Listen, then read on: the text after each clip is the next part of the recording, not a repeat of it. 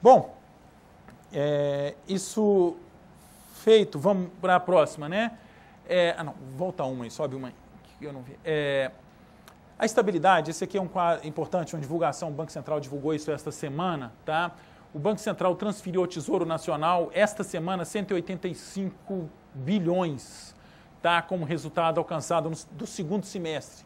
Ou seja, a atuação do Banco Central no segundo semestre permitiu a gente transferir quase 200 bilhões ao Tesouro, só do segundo semestre. Isso foi reforçar o caixa do Tesouro, tá? Reforçou a política fiscal, tá? Então, os recursos repassados dão ao Tesouro maior tranquilidade na política de gestão da dívida pública na conjuntura atual de turbulência.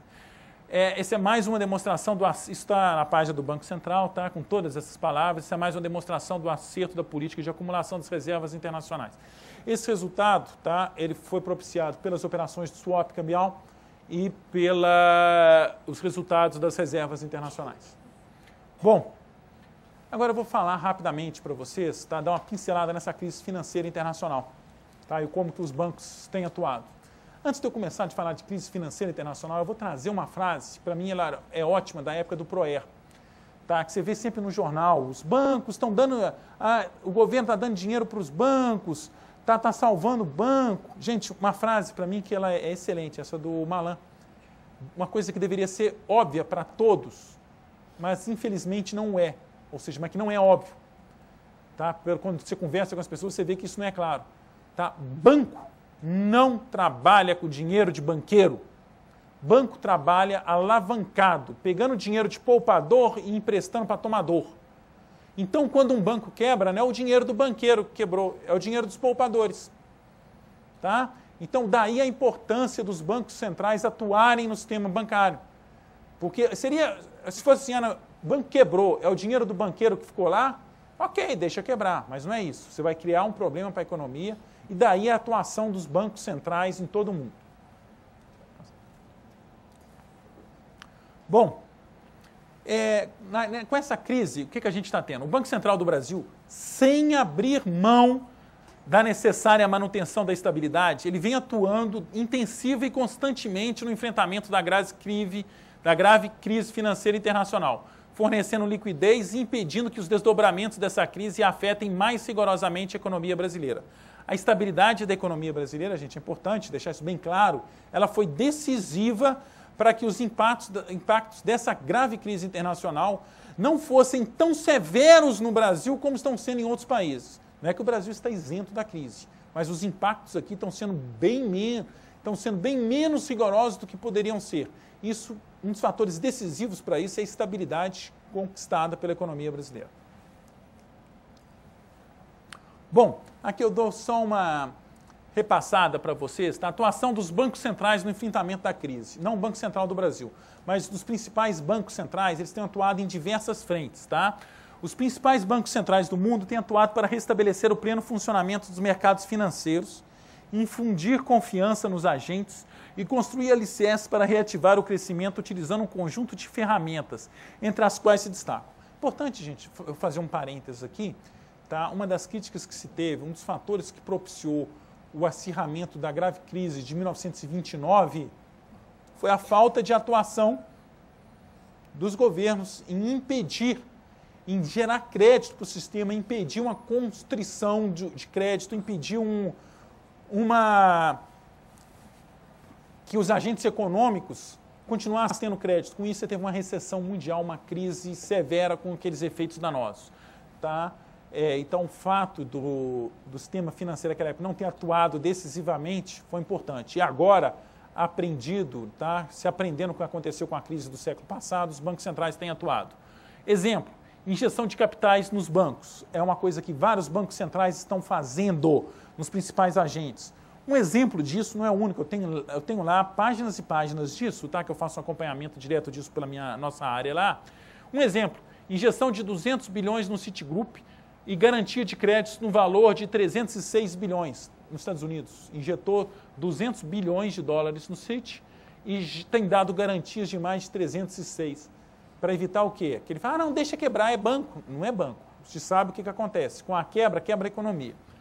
compra de ativos de instituições financeiras. Um dos diversos exemplos, a gente tem um banco da Inglaterra, adquiriu 486 milhões em commercial papers durante a primeira semana de operação da sua agência compradora de ativos com problema, visando a reativação do mercado de crédito, para impedir que se estrangule o mercado de crédito, para se impedir que o sistema financeiro pare de dar crédito. Programas destinados a setores específicos. Exemplo, um programa norte-americano de 200 bilhões de dólares para facilitar os empréstimos estudantis, empréstimos de automóveis e de negócio. Uma ação nos Estados Unidos, mas em vários países do mundo estão tendo programas específicos.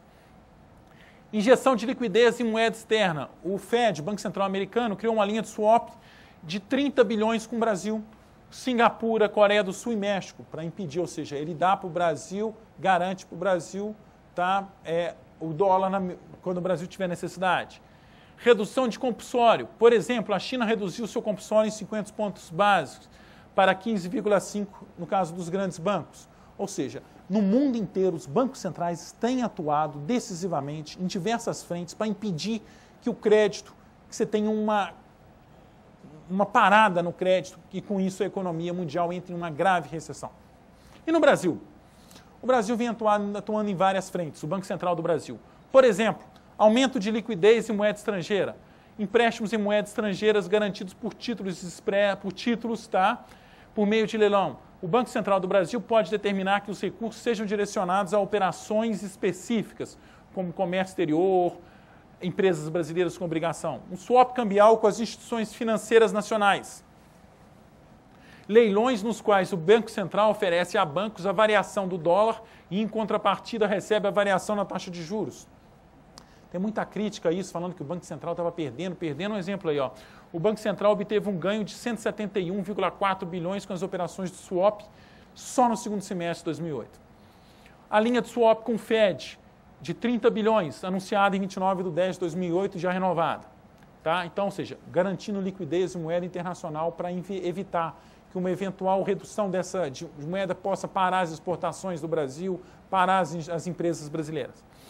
Aumento de liquidez em moeda nacional, operações de redesconto, compras de ativos com compromisso de revenda, redução de recolhimento compulsório. O Banco Central tem feito várias reduções de compulsório, de encaixe obrigatório, de exigibilidade adicional sobre depósitos à vista, como forma de aumentar a quantidade de recursos disponível para as instituições continuarem fornecendo crédito.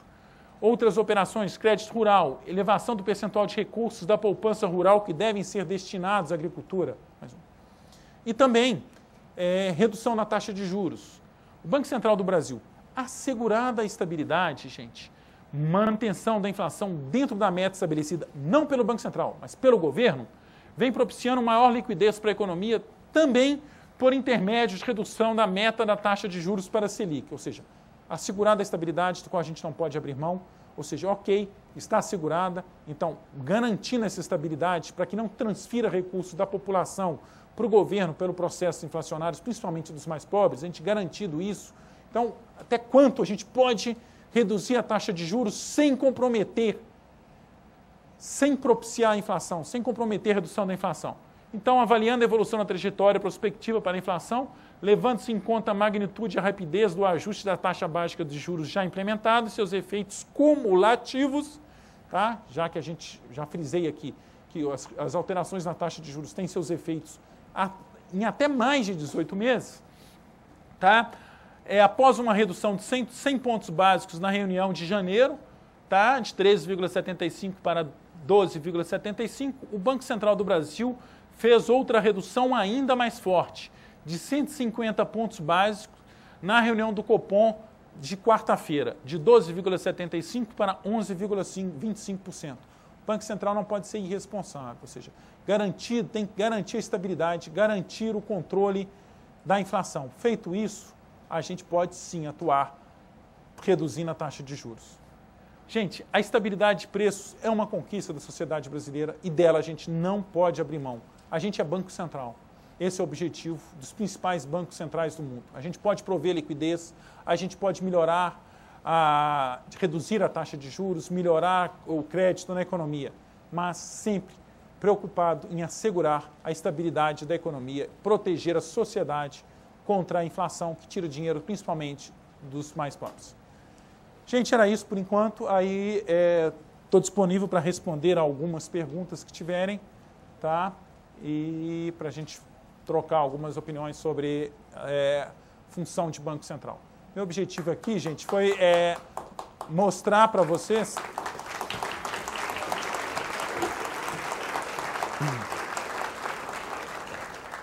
deixar bem claro, né, que a principal função de Banco Central não é do Brasil, gente, nos principais países do mundo, é controlar a inflação, tá? E assegurado isso, sim, os bancos centrais podem atuar facilitando o crédito, tá? Mas sem abrir mão dessa sua função principal. Esse é o objetivo de um banco central.